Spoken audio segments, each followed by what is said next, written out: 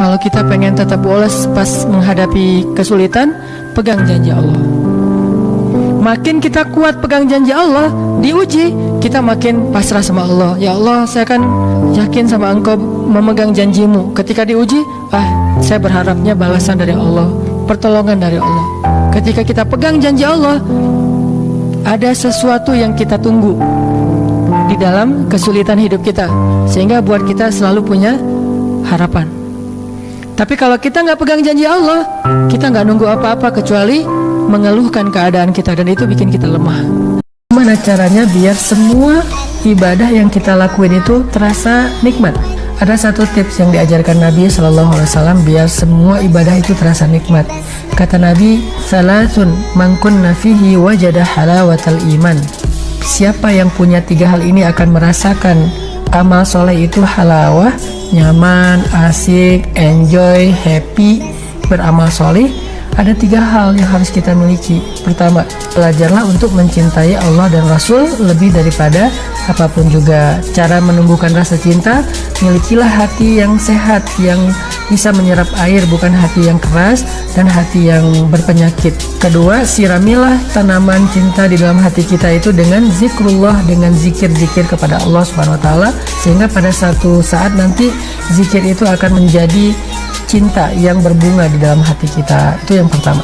Kayak teman-teman, kalau pas kita dapat satu musibah atau satu masalah, satu ujian, itu berarti kita dikasih kesempatan untuk ngedapetin sesuatu yang lebih baik. Gimana caranya? Berhusnuzon kepada Allah. Aku tergantung prasangka hambaku kepadaku. Pas ada musibah, oh mungkin memang Allah pengen ngasih saya yang lebih baik dari ini. Gitu banget Allah tuh sama kita. Pas dikasih musibah, kehilangan sesuatu, apa lagi maunya Allah? Kayaknya Allah gak senang dengan saya taubat nih. Maka Allah juga akan memperlakukan kita kayak kita prasangkain. Makanya kalau kita dapat musibah, ujian, itu berarti kita dikasih kesempatan untuk memikirkan sesuatu yang baik yang akan Allah kabulkan.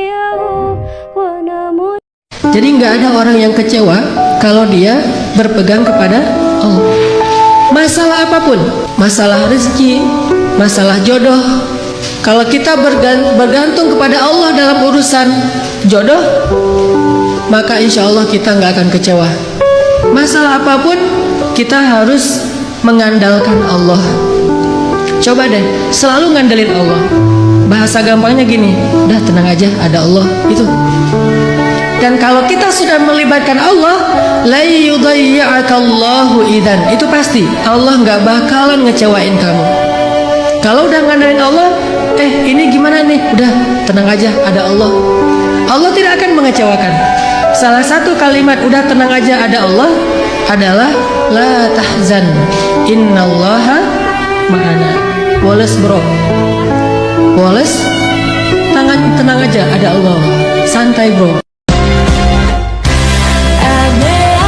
Allah, udahlah kita banyak dosa, udahlah kita sombong banget, udahlah kita sering mengabaikan Allah. Tapi begitu sesekali Allah manggil kita, panggilannya lembut, jaga perasaan lagi.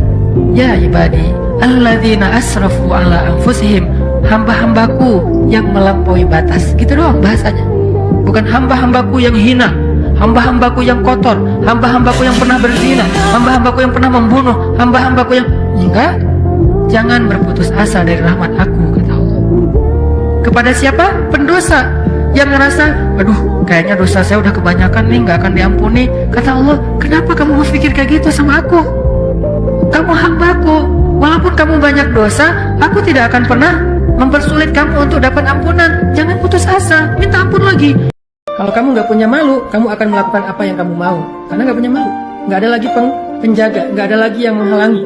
Sehingga seorang perempuan, walaupun sama dengan laki-laki juga harus punya rasa malu, tapi perempuan harusnya lebih besar rasa malunya, karena rasa malu itulah yang menjaga dia.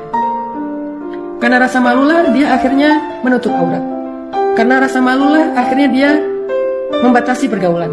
Karena rasa malulah akhirnya dia tidak berlebihan dalam sikap. Karena rasa malulah akhirnya dia bicaranya normal, nggak dibuat-buat. Dan semua perempuan solehah yang kita baca sejarahnya di dalam Al-Quran atau Sunnah, semua mereka punya rasa malu yang besar. Jadi rasa malu itu crown, mahkotanya cewek.